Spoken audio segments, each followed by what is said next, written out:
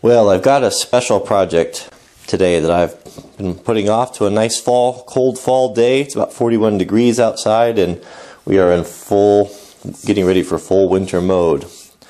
Nice to have the fires going again. So, what do we have here? You guys have seen it.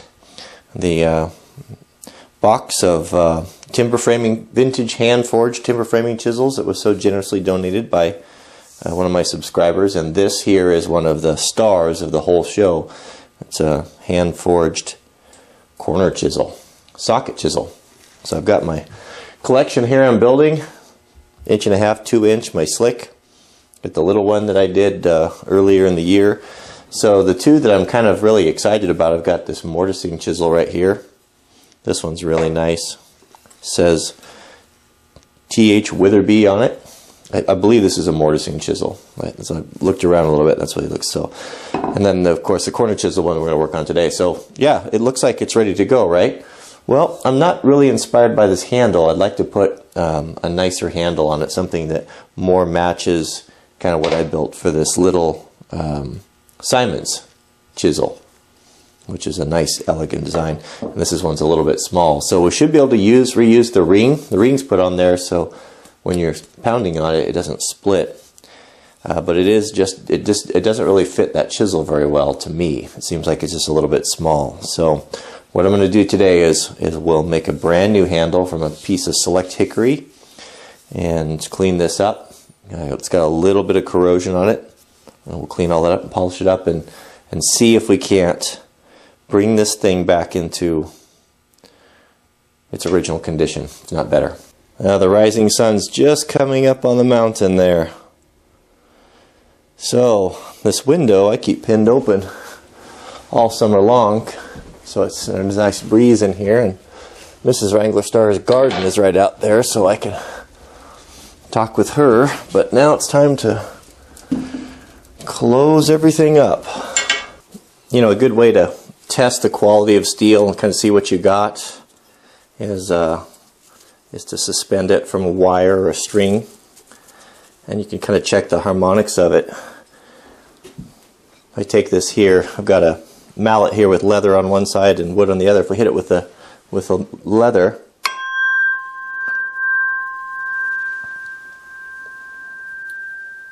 you hear how pure that steel is, how the sound waves travel freely through it. That tells you that you've got a fine piece of steel. Oops.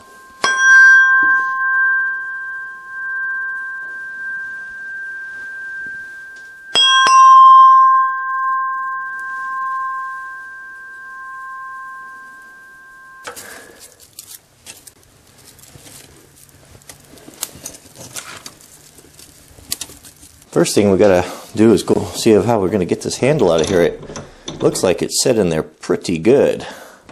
So I'll lock this in the vise. So I'll use this piece of hickory as kind of a drift. We don't want to pound on this with the metal because this is a treasure here. We don't want to mar it. So I'll use this wood here and a hammer. And it might fly off. I'm not worried about it because the floor is wood. So if this was concrete, I'd definitely want to catch it. But let's see if we can't knock that off there. Oh yeah, no problem. And also I would like to reuse that ring. We should be able to get it off there as well.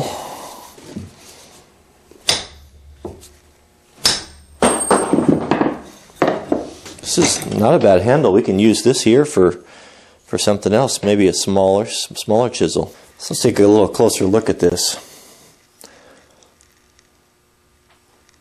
That's in good shape, isn't it?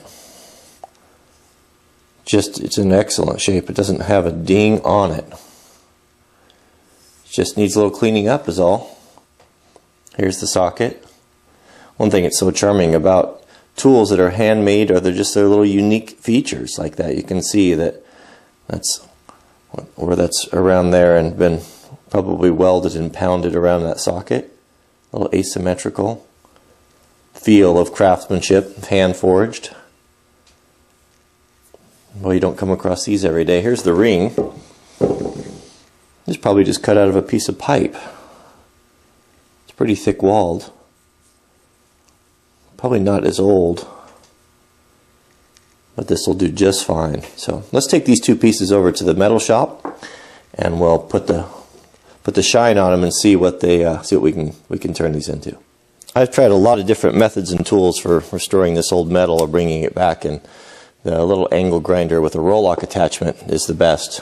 I keep a nice assortment here, and these little pads fit on the end of this. They've got a little screw on them, and they just screw in here, and they are wonderful. It just runs off a small pneumatic grinder, but the best. So we're going to start here by cleaning this up. We've got this corrosion that's kind of pitted the metal a little bit. The nice thing about these is we'll start light. This is Scotch-Brite, the aggressive Scotch-Brite, because that doesn't take off very much material.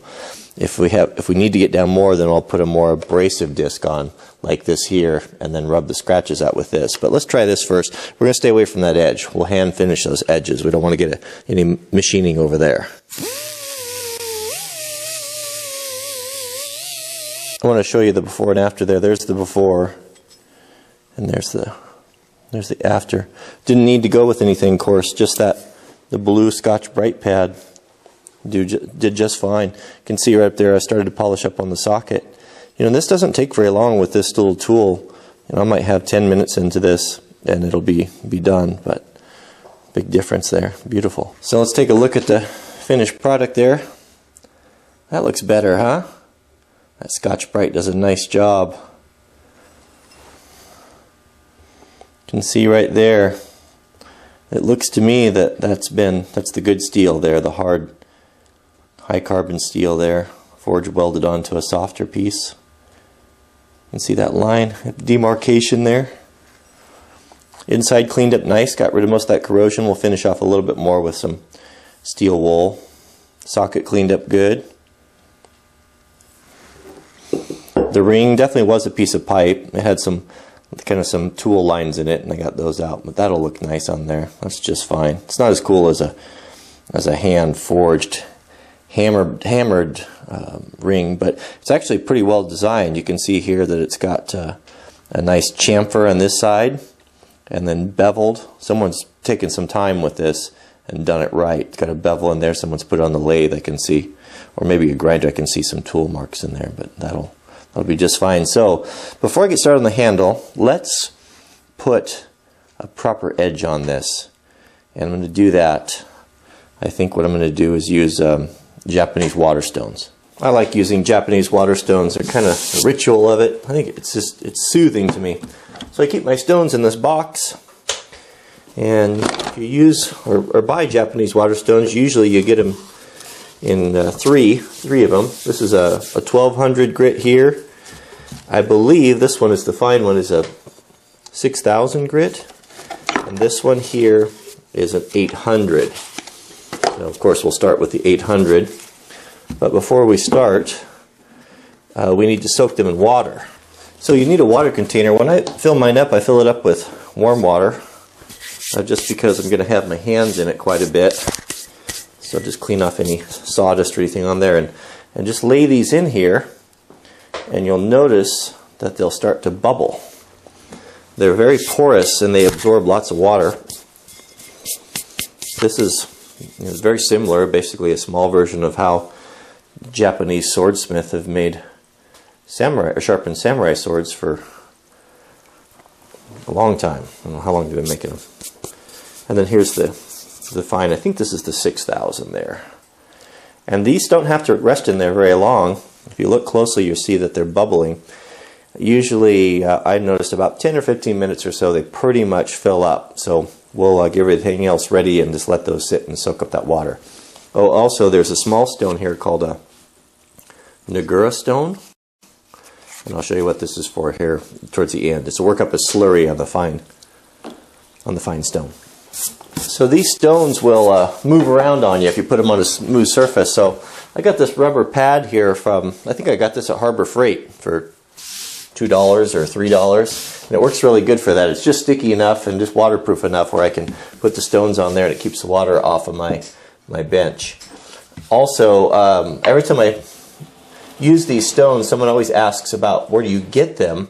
They are kind of tricky to find, so I'll search to see if I can. I think I could find where I got mine, and I'll put some links in the subject heading so you can go take a look at those. They're not super expensive, and they are probably, they take a little bit of skill, but they're probably the best way to sharpen blades, chisels, and knives. Alright, I think those stones are pretty much saturated. So since the stones, some of them are the same color, what I do is I just mark a Roman numeral, a 1 on there in sequence. So 1, 2, and 3 if your stones are all the same color. You want to keep your water close by because you'll need to continue to wet the stone because it will continue to soak in there. So just keep it wet like this. Have your water nearby. That's why the warm water is nice so you don't freeze your hand. Oh bother, we reached the 10-minute threshold. Had to pull the ripcord. It's going to be a part 2, maybe a part 3, but it's worth the wait. It's worth doing right, this tool. But in the meantime, I have got some of my favorite videos to share with you. On the top left is a garden hoe, heavy-duty garden hoe cultivator that I built on the blacksmith forge. On the top right is a beautiful Japanese, kind of Japanese-influenced rake that Mrs. Wranglerstar, I made a 90-degree rake for her to mix up her composter with that she really likes. It's got a lot of weight. Bottom left is kind of a fun video where I took some gunpowder and made some detonators out of Christmas light bulbs to see if I could split a log with. So that video is in the bottom left, and the bottom right, of course, by special request by one of my subscribers, the adventure van video. How to build your own weekend van on the cheap that will change your life. Having everything in one place where you can say, hey, let's go, or let's go to the river, or let's go camping, and have it all there and just jump in and go. So it's a fun video and some good information that might be helpful. So again, thanks. Take a moment if you would to click the thumbs up. We'd appreciate it. And I'll see you on part 2.